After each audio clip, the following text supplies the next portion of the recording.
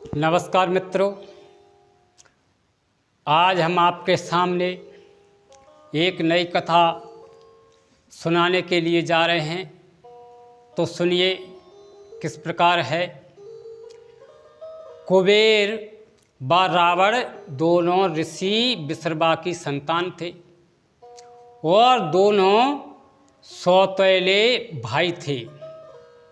ऋषि विसर्वा ने सोने की लंका का राज कुबेर को दे दिया, लेकिन किसी कारणवश अपने पिता के कहने पर वे लंका को त्याग कर हिमाचल चले गए।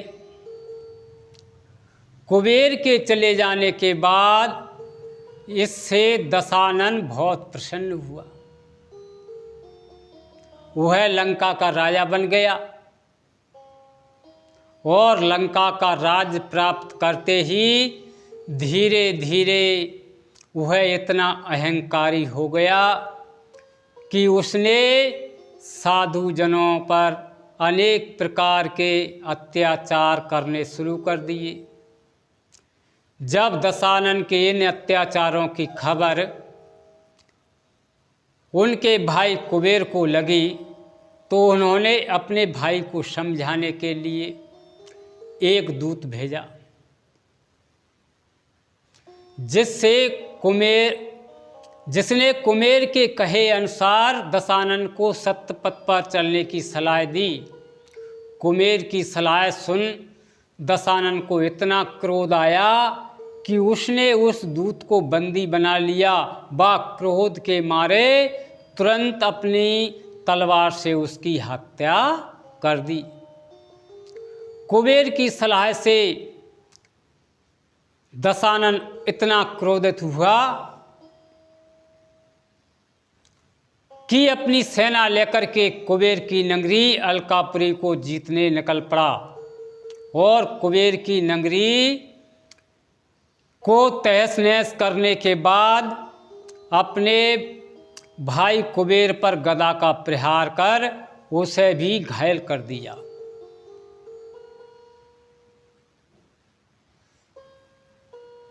लेकिन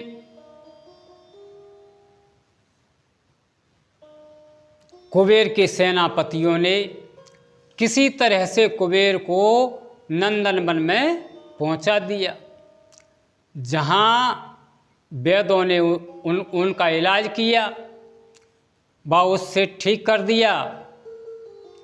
चूंकि दशानन ने कुबेर की नगरी व उसके पुष्पक विमान का भी अपने अधिकार में कर लिया था, सो एक दिन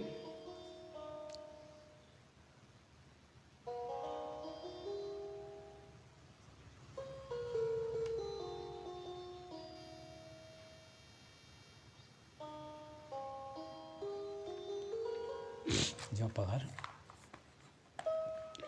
पकड़ ले जाए जो पकड़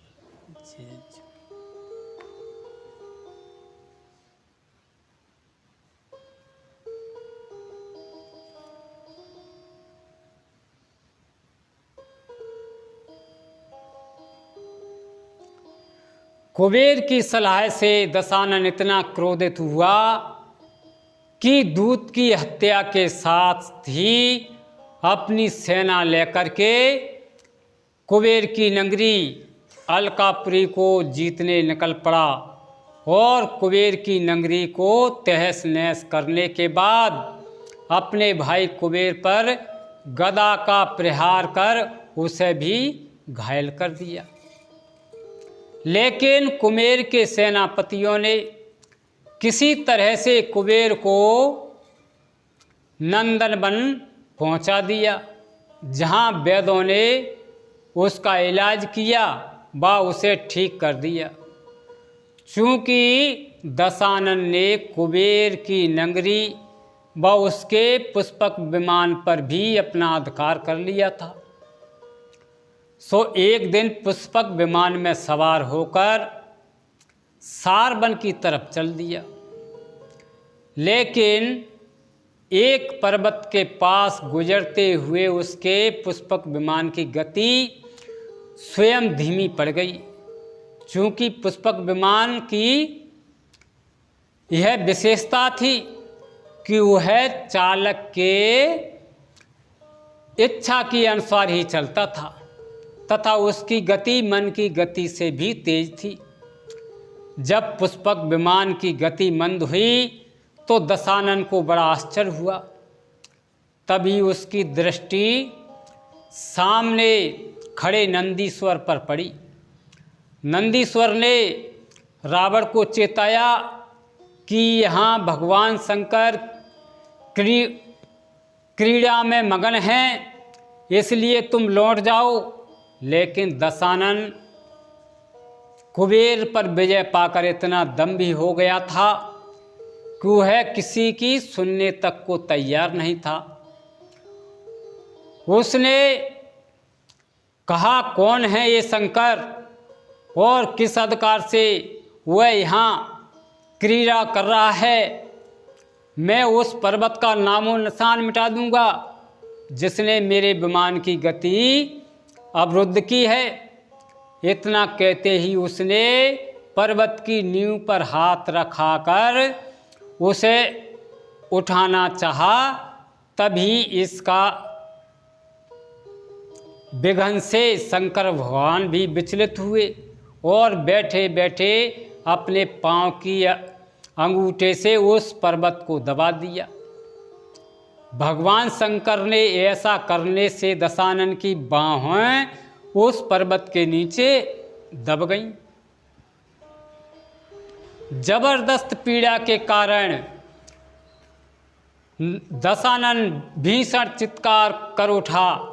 उसे ऐसा लगा मानो प्रलय ही हो जाएगा। तब दशानन के मंत्रियों ने उसे शिव स्तुति करने की सलाह दी।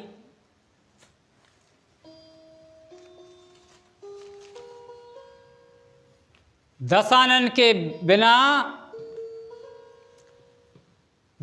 ने बिना देरी किए सामवेद